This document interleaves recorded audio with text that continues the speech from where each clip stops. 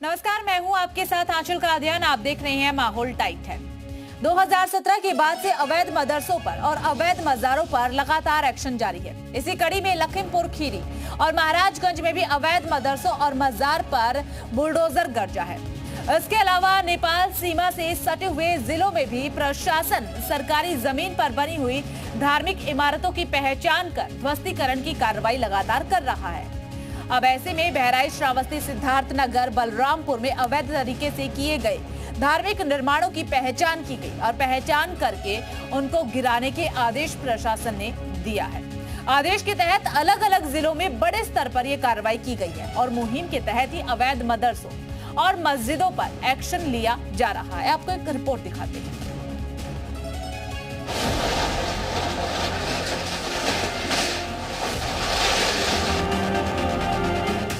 योगी सरकार पर बाहुबली बुलडोजर, अवैध निर्माण के खिलाफ ताबड़तोड़ अभियान में लगा है। जहां अवैध मस्जिद मजार, वहां बाबा के बुलडोजर का प्रहार हो रहा है। नेपाल की सीमा से लगे जिलों में पीले पंजे की गरज सुनाई दे रही है। अवैध तरीके से किए मस्जिद मजार के निर्माण की पहचान कर उन्हें गिराने का काम जारी है। लखीमपुर खीरी के संपूर्ण नगर इलाके में सरकारी जमीन पर मदरसे का निर्माण कर लिया गया था। कृष्णनगर गांव में इस जगह पर 2023 में भी अवैध निर्माण कराया गया था। उसके बाद कब्जाधारियों ने दोबारा मदरसे का निर्माण करा दिया। अब योगी सरकार के आदेश के बाद प्रशासन ने पीले पंजे के जरिए मदरसे की दीवार को जमींदोज कर दिया। वहीं महाराजगंज के निचलौल इलाके में भी अवैध मजार पर बुलडोजर एक्शन हुआ। नेपाल बॉर्डर से लगे गेढ़वा गांव में सरकारी जमीन पर 6 साल पहले मजार का निर्माण किया गया था, जिसे प्रशासन ने ध्वस्त कर दिया। योगी सरकार ने नेपाल बॉर्डर से 10 किलोमीटर के दायरे में अवैध तरीके से किए गए धार्मिक निर्माणों की पहचान कर उन्हें गिराने का आदेश दिया है। बहराइच में 89 अवैध कब्जे हटाए गए। श्रावस्ती में 119 अवैध कब्जे हटाए गए। सिद्धार्थनगर में 11 अवैध निर्माण ध्वस्त किए गए। वहीं महाराजगंज में 19 अवैध निर्माणों को जमींदोज किया गया। बलरामपुर में भी 5 अवैध कब्जे हटाए गए। बहुत सारे ऐसे मदरसे हैं जो उन मानकों पे खरे नहीं उतर रहे हैं। हम समय समय पे उनको नोटिस भी देते हैं कि आप बच्चों के शिक्षा के साथ खिलवाड़ नहीं करेंगे, बच्चों के भविष्य के साथ खिलवाड़ नहीं करेंगे और मानक के अनुसार तमाम चीज़ें चले। इन चीज़ों पे हम संजीदगी से काम कर रहे हैं। अवैध मदरसे और मजार को लेकर पहले ही योगी सरकार का एक्शन जारी है। अब नेपाल से सटे इलाकों में सरकारी जमीन पर किए गए धार्मिक निर्माणों को ध्वस्त किया जा रहा है। ब्यूरो रिपोर्ट, जी मीडिया।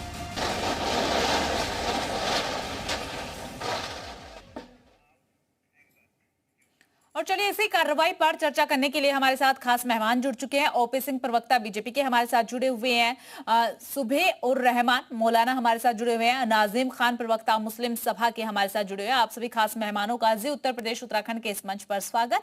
और चर्चा की शुरुआत जो है नाजिम खान जी आपके साथ करना चाहेंगे, आपका रिएक्शन लेना चाहेंगे। जिस तरीके की कार्रवाई यहाँ पर हो रही है उत्तर प्रदेश में योगी सरकार की तरफ से बुलडोजर एक्शन लगातार देखने को मिल रहा है अवैध मदरसों और मजार के खिलाफ, क्या कहना चाहेंगे? हाँ, मेरी आवाज आप तक आ रही है? जी हाँ, देखिए जिस तरीके से अवैध का नाम लेकर यहाँ पर मजारों पर, मस्जिदों पर जिस तरीके से बुलडोजर चलाया जा रहा है, ये बड़ा दुखदाई है। यहाँ पर सिर्फ और सिर्फ अवैध मजार और दरगाह ही दिखाई दे रही है। अगर सही आंकड़े अगर देखे जाए, अगर सर्वे हो जाए, तो मुझे लगता है कि अगर मंदिर की भी जांच कर ली जाए तो वहां पर भी ये पता चल जाएगा कि हाँ, ये मंदिर क्या असली जगह पर है, कहीं ऐसा तो नहीं जो जगह कहीं वो जगह अवैध हो। लेकिन यहाँ तो सिर्फ और सिर्फ एक ही समाज को उसको निशाने पर लगाया जाता। वो फिर कहते हैं ना कि एक शेर के माध्यम से कि चलती बंदूक के बहाने पे है, हमको मालूम है हम निशाने पे।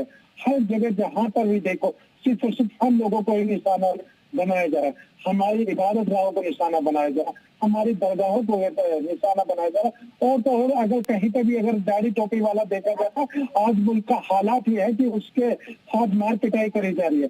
अभी आपको एक घटना मैं बताता हूँ कि भोपाल के अंदर की अगर देखिए कोई शराब पी रहा है तो एक पुलिस वाला था जो मुस्लिम था, दौलत खान को, उसने उनको रोकने की कोशिश करी तो उसको नाम पूछकर उसको मारा पीटा गया।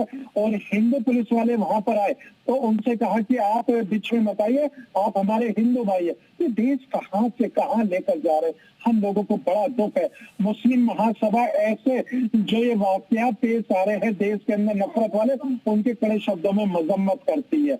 और देखिए, हम लोग तो हमेशा यही चाहते हैं कि मुल्क के अंदर हमेशा अमन व सुकून बना रहे, हिंदू मुस्लिम भाईचारा हमेशा कायम रहे, जिसकी मिसालें हमारे अपने बुजुर्ग हमेशा दिया करते थे। ठीक है ना, नहीं, अगर जमीनों पे ये कहना चाह रहे कि स्पेशल आपके समुदाय को टारगेट किया जा रहा है। हाँ देखिए, ठीक है, बिल्कुल ये ठीक है, ओपी सिंह जी से जवाब ले लेते हैं। ठीक है नाजिम जी, आएंगे आपके पास, रिएक्शन ले लेते हैं। ओपी सिंह जी, सिर्फ और सिर्फ मुस्लिम समुदाय को टारगेट क्यों किया जा रहा है? अवैध मदरसे और मजारों पर ही ये कार्रवाई क्यों? उनका कहना है कि मंदिरों पर क्यों नहीं हो रही है कार्रवाई? सरकारी जमीनों पर जहां जहां जैसे भी कब्जा हुआ है, योगी जी की सरकार में 2017 से कब्जों को हटाया जाए, चाहे वो मदरसा हो, चाहे मस्जिद हो, चाहे कोई भी धार्मिक स्थल हो, अगर वो सरकारी जमीन पर अवैध तरीके से बनाया जाए। आपकी रिपोर्ट में बताया गया सर जी अभी भी कि 6-7 साल पहले जिन मदरसों को हटाया गया सरकारी जमीनों पर अवैध से, उनको 6 साल बाद फिर बना लिया गया। आपने कैसे बना लिया? क्या आपके पास आपने उसका नक्शा पास कराया था? क्या आपकी वैध जमीन है? आज वक्फ बोर्ड की बात चल रही है, जो अभी भी कानून पास हुआ, 78% जमीन सरकारी जमीनों पर वक्फ बोर्ड का कब्जा है। इसका मतलब हम उसको तक छूए, जबकि वो वक्फ बोर्ड की है, उन्होंने जहां रख दिया वहां उनकी जमीन है। अगर 70% है तो योगी जी ने ऐलान किया है कि हम 1 इंच जमीन भी वक्फ बोर्ड ने जहां भी अवैध तरीके से सरकारी जमीनों पर कब्जा किया है, हम 1 इंच भूमि नहीं देंगे। अब देखिए, नेपाल बॉर्डर के 10 किलोमीटर के दायरे में, मैं ये बात आज के खबर में कह रहा हूँ, जो मदरसे हैं वहां अक्सर इस बात का जो है हवाला देकर उठा रहा है कि वहां आतंकवादी गतिविधियां वहां पर संचालित होती है। और पिछले 2 साल के अंदर इस तरह के 2-3 घटनाओं का पर्दाफाश भी हुआ। आप चोरी भी करेंगे, राजौरी भी करेंगे, सरकारी जमीन पर अवैध बनाए, नंबर 2 एक बात मैं साफ कर देना चाहता हूँ, चाहे वो अतीत की जमीन रही हो, चाहे मुख्तार भाईजान की जमीन रही हो, आपने देखा कि प्रयागराज में किस प्रकार से बुलडोजर चलाते थे उन जमीनों पर से कब्जा में उनका बाहुबल के कारण एक सरकार ने जिनकी चलती थी बना लिया था। बुलडोजर से गिराने के बाद 178 मकान बना करके गरीब लोगों को आवंटित किया गया। ये जमीनें जो खाली हो रही है, गरीब में सब आते, हिंदू मुसलमान सिख ईसाई सब आते, उन गरीबों को वहां पर स्कूल, वहां खेल का मैदान, वहां अस्पताल, वहां सार्वजनिक चीजों की जो जरूरतें पूरी की जाएंगी। ये सरकार का साफ रवैया। अब देखिए, पहलगाम की घटना हुई, पहलगाम की घटना के बाद सरकार ने एक ऐलान किया कि कोई भी पाकिस्तान भारत में रह जाएगा 30 अप्रैल तक उसको देश छोड़कर जाना पड़ेगा। उत्तर प्रदेश देश का पहला प्रदेश है जहां ढूंढ करके पाकिस्तानियों निकाला गया और एक भी पाकिस्तानी आज की तारीख में उत्तर प्रदेश में शेष नहीं बचा है। बिल्कुल ये बात बिल्कुल सत्य है कि जैसे ही आदेश जारी किया गया तो तमाम पाकिस्तानियों को सबसे पहले उत्तर प्रदेश से ही जो है वापस भेजा गया है। सुबह उर रहमान का हम जिक्र कर लेते हैं, उन्हीं के पास जाते हुए। सुबह उर रहमान जी, आपका क्या रिएक्शन है जिस तरीके से कार्रवाई यहाँ पर हो रही है अवैध मदरसों और मजार के खिलाफ? नेपाल से सटे हुए जो तमाम राज्य वहां पर ताबड़तोड़ कार्रवाई देखने को मिल रही है। देखिए, सबसे पहली बात यह है कि एक्शन की बुनियाद पे रिएक्शन दिखाना, रिएक्शन बताना, ये सरकार की बगावत कहलाती है। तो आप कोई ऐसा काम मत करवाइए हमसे या सामने जो और प्रवक्ता है उनसे कि ये समझ में आए कि साहब हम योगी की बगावत करने बैठे हैं। पहली बात। दूसरी बात ये है कि अगर कोई भी जमीन मस्जिद की हो, मदरसे की हो, गैर कानूनी है, जिसका कानूनी एतबार से कोई दर्जा नहीं है, सरकारी जमीन है या किसी की दबाई हुई जमीन है, उस पे मस्जिद नहीं बननी चाहिए, वो खाली जगह रहनी चाहिए, उस पे हमारा कोई एतराज नहीं है। तीसरी बात यह है कि अगर हम ये सोचते हैं कि साहब मंदिर को हम नहीं गिराएंगे या मंदिर की चीजों को हम नहीं तोड़ेंगे, पूरे हिंदुस्तान के अंदर कोई ऐसा थाना आपको नहीं दिखेगा कि जहाँ पे सार्वजनिक होता है थाना, वहां पे मंदिर न बनाई जाती हो। अब क्या मंदिर बनाने के लिए क्या सरकार का कोई ऐसा प्रोग्राम है क्या उत्तर प्रदेश सरकार पुलिस में या किसी भी विभाग के अंदर कि साहब कोई भी सरकारी विभाग होगा उसमें मंदिर जरूर बनाई जाएगी?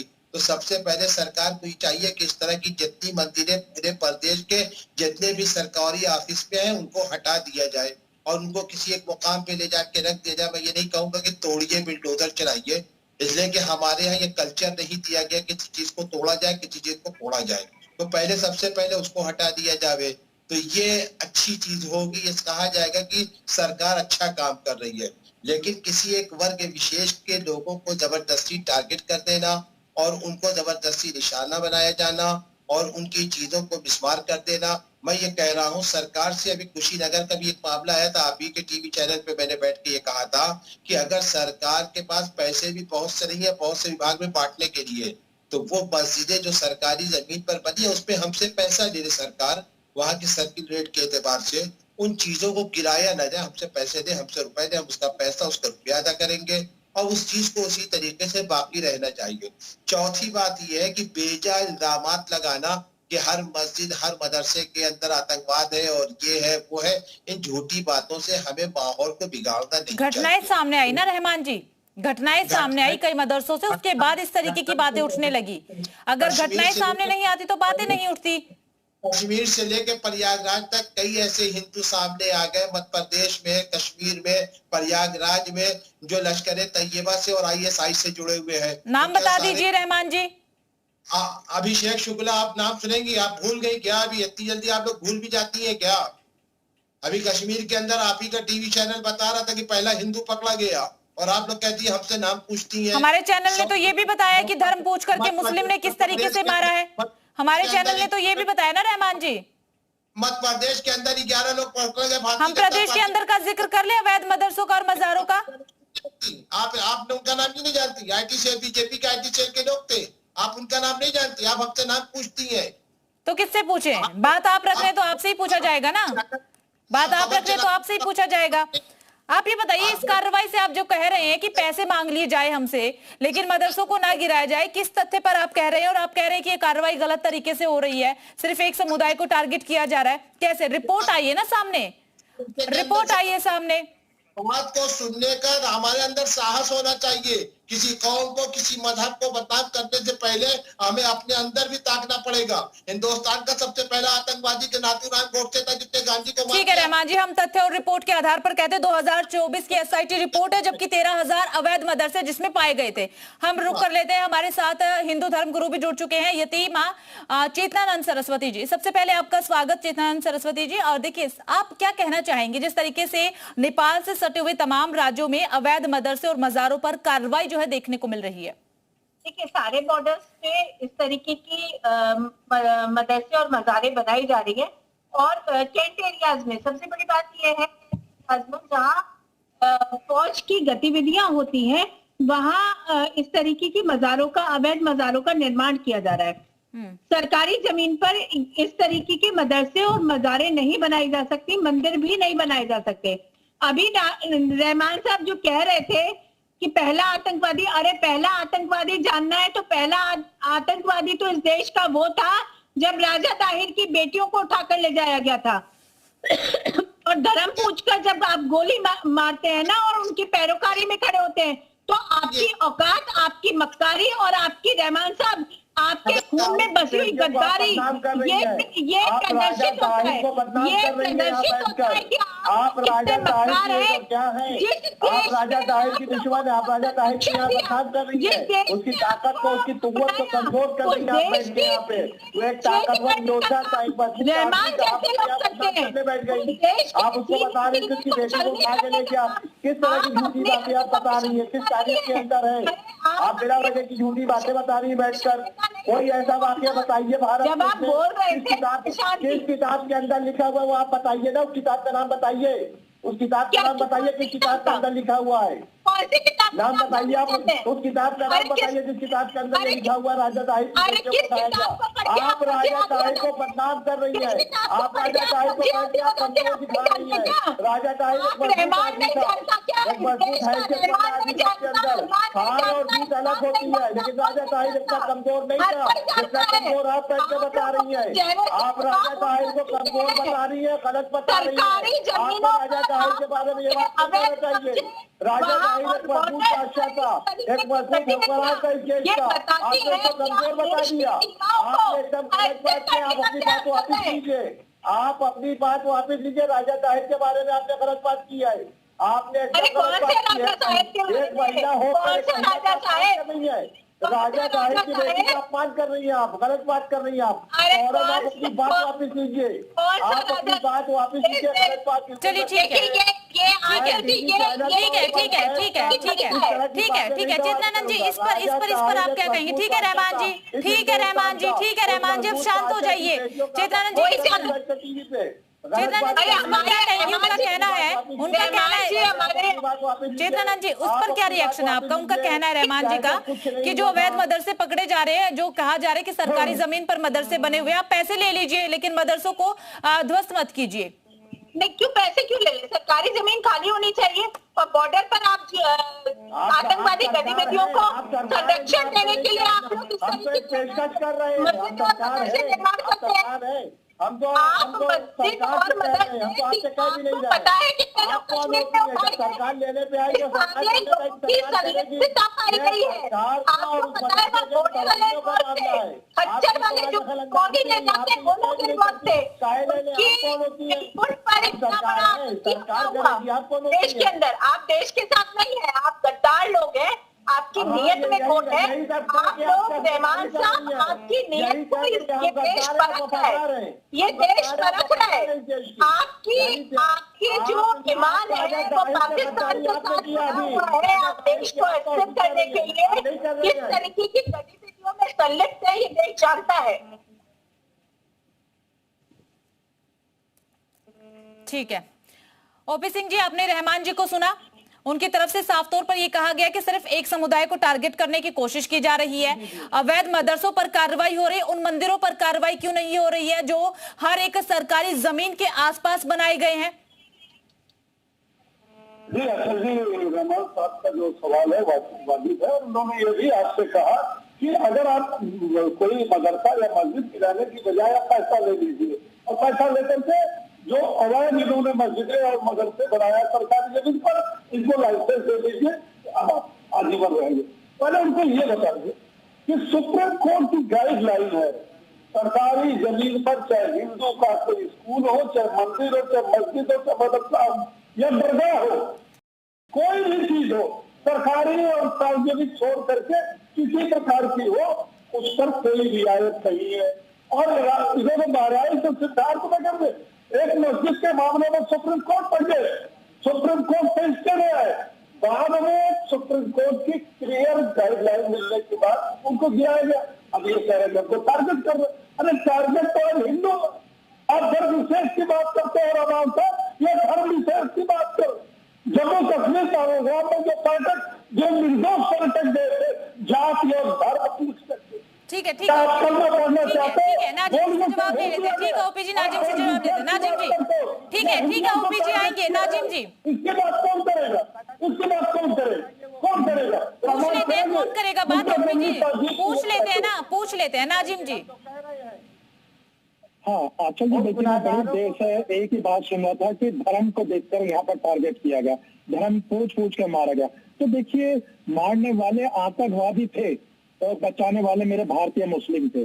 बड़ी जिम्मेदारी दर्द होना क्या बोलेगा? आतंकवादी नहीं होता, दोनों को मारने वाले मेरे, सुन लीजिए, मारने वाले जो मेरे हिंदू भाइयों को थे वो आतंकवादी थे, और हिंदू भाइयों की हिफाजत करने वाले भारतीय मुस्लिम थे। ये कान खोलकर आप सुन लीजिए, एक नैरेटिव तो आप जानते हैं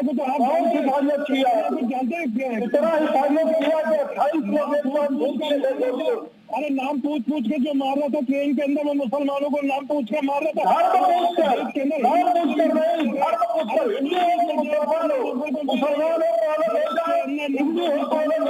इस मुल्क के अंदर भाईचारा चलेगा, इस मुल्क के अंदर से भारत की सहार चलेगी।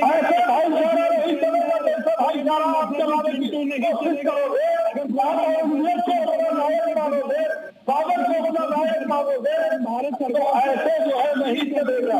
और आप आतंकवादी की बात कर रहे थे, इस देश के अंदर भारत वर्ष में पहला आतंकवादी मुगल आक्रांता पहले आतंकवादी। ठीक है ओपी जी, ठीक है, हम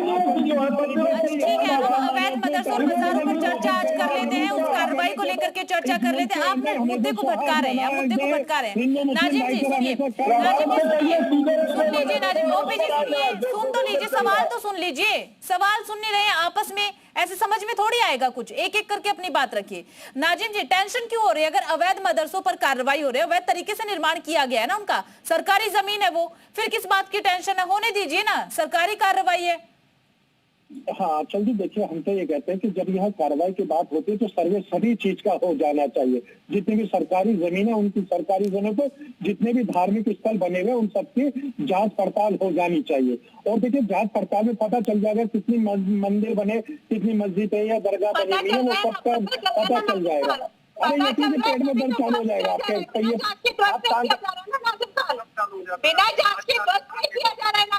मैं आपसे एक ही बात ये कहना चाहता हूँ, इस मुल्क के अंदर सिर्फ और सिर्फ संविधान चलेगा, आज तक किसी की नहीं चलेगी। अरे संविधान का मानते हैं आप लोग, वो सिर्फ और सिर्फ देश को खत्म करने के कगार पे, क्योंकि मुल्क संविधान नहीं ठीक है ना नाजिम जी, देखिए आप कह रहे हैं कि संविधान चलेगा, आस्था नहीं चलेगी, धार्मिक धर्म नहीं चलेगा, ये बात बिल्कुल सही है, संविधान ही चल रहा है।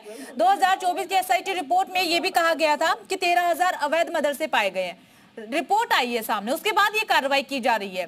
तमाम कागजात जो है खंगाले जा रहे हैं। कई मदरसे ऐसे हैं जिनके कागजात जब पूछे जाते हैं तो वो मदरसा संचालक जो है कागजात ही नहीं दिखा पाते हैं, फिर कार्रवाई होती है। ऐसा तो कहीं नहीं हुआ कि पहले ना पूछा गया और डायरेक्ट कार्रवाई की गई हो। कार्रवाई करने से पहले नोटिस दिया जाता है ना, पूछा जाता है, उसके बाद कार्रवाई होती है। आचल जी देखिए, मैं 30 सेकंड में आपके सवाल का जवाब देना चाहता हूँ। अगर ये दोनों भाजपा के और यतीम अगर मुझे बीच में रोकेंगे तो ये आपके जो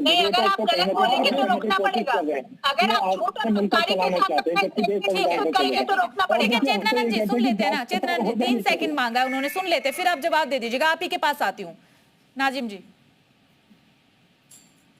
हाँ आचल जी मैं जवाब दूं? हाँ जी।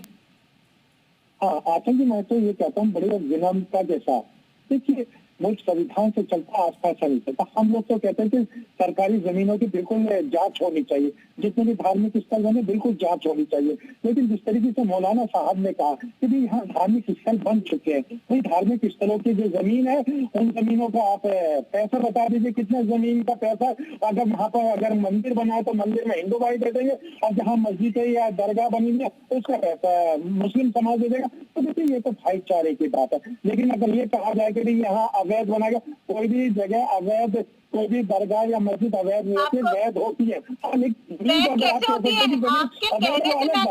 क्या आपके नाजिम खान के कहने से वैध हो जाएगी क्या सरकारी जमीन पे बनी हुई मस्जिद या मदरसा? अरे यकीन जी आपके कहने से भी वो जगह वो जमीन जो है कभी भी मंदिर के लिए हो सकती है, नमक की हो सकती है। हम तो सीधे से एक बात कहते हैं कि भाई जांच होनी चाहिए, भाई जांच होनी चाहिए। जितने भी आश्रम है, जितने भी मठ है, तो भाई आप लोगों को क्या दिक्कत है?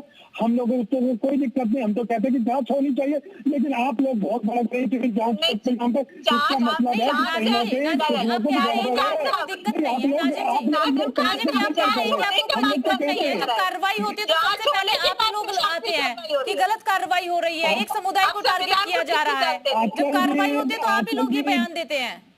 आप जाते नहीं ना, हम तो ये कहते हैं कि जांच होनी चाहिए, जांच में हमें दिक्कत नहीं है।